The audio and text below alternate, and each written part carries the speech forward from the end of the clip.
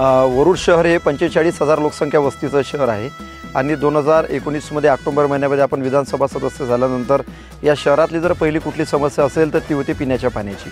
मी नगर परिषदची पहिली बैठक मी ज्यावेळेस लावली त्यावेळेस सगळ्या सन्माननीय नगर परिषदच्या सदस्यांनी आणि आमच्या सगळ्या पक्षाच्या सहकाऱ्यांनी सांगितलं का या शहरासाठी पिण्याच्या पाण्याची कायमस्वरूपी व्यवस्था आपण करून द्या आणि मग त्या क्षणाला मी कामाला लागलो।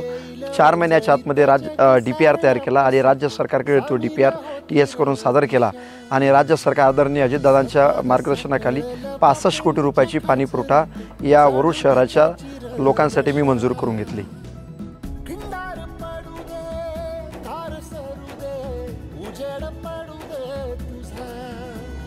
शहरामध्ये 4 टाक्या आणि साधारणतः 125 किलोमीटरचं अंतरचं डिस्ट्रीब्युशन आणि मेन लाईनिंग हे टाकून साधारणतः 65 कोटी रुपयाची योजना आपण इथं डेव्हलप केली। आजपासून आपण 50 वर्षाचा पूर्वीचा विचार करून ही योजना 65 कोटीची डेव्हलप केली। माननीय देवेंद्र भुयार आमदार यांनी आज 65 करोड रुपयाची योजना या वरुड शहरात मंजूर केली।